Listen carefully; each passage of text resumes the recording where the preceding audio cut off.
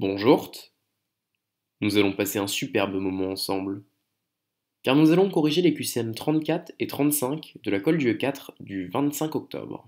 Ces deux QCM liés concernent la biostatistique sans S. Commençons par le premier.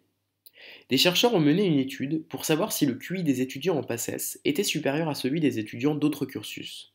Les résultats sont montrés dans le tableau qui comporte un nombre d'étudiants traités, des moyennes de QI et des variances pour les étudiants en PACES et les autres.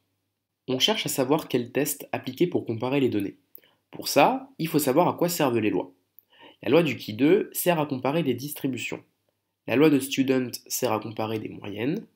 Et la loi de Fisher-Snedecor sert quant à elle à comparer des variances. Ici, on lit dans l'énoncé qu'on veut comparer des QI chez deux échantillons. Donc aucun intérêt de comparer les variances, et il n'est pas question de comparaison de distribution ni de pourcentage. Ce qui est logique pour se rendre compte d'une éventuelle différence de QI chez les deux échantillons, c'est de comparer des moyennes.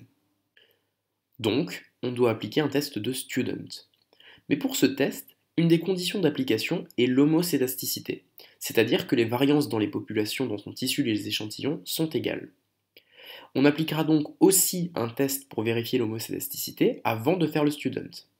Attention, ce test s'appelle le test de Fisher et non Fisher-Snedecor, contrairement à la loi qui porte, elle, le nom de loi de Fisher-Snedecor.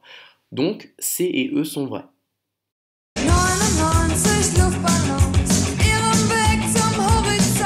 On passe au QCM 35 et on va appliquer notre test de Student. Mais des tests de Student, il y en a une flopée. Ici, on compare une moyenne dans deux échantillons, donc il n'est pas question de comparer une moyenne observée à une moyenne théorique. Maintenant, les échantillons sont-ils indépendants ou appariés? Ce qu'il faut se demander c'est, est-ce que le QI des PACES influe sur celui des autres étudiants de France et de Navarre? La réponse est non. C'est pas le QI à 112 de mon pote en école d'ingé qui va déterminer le mien. Donc on fait une comparaison de moyenne sur deux échantillons indépendants. Dans ce test, on pose toujours, et quel que soit l'énoncé, que l'hypothèse nulle est que les échantillons sont issus d'une même population, donc qu'il n'y a pas de différence significative de QI entre les étudiants en PACES et les autres, et l'hypothèse alternative sera qu'il y a une différence significative de QI entre les étudiants, et donc que les échantillons sont issus de populations différentes. Enfin, les conditions d'application. On n'applique jamais un test sans que les conditions d'application ne soient vérifiées. Ici, les conditions d'application sont moyenne identique dans les populations et homocédasticité. L'énoncé les admet et on peut donc enfin faire notre test de Student car il serait peut-être temps un jour. Les échantillons font la même taille, donc notre formule pour calculer la valeur observée est simplifiée. On a T observé est égal à la différence des moyennes dans les échantillons sur la racine carrée du rapport entre la somme des variances dans les échantillons et la taille des échantillons. On dit que T-ops suit la loi de Student à 2n-2 degrés de liberté.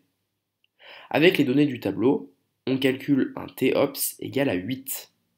Dans la table du T de Student, on lit que T théorique est égal à 2,021 pour 2 fois 30-2, c'est-à-dire 58 degrés de liberté.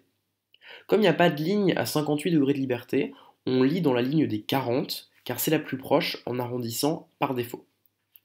Donc la valeur absolue de T-ops est supérieure à la valeur théorique.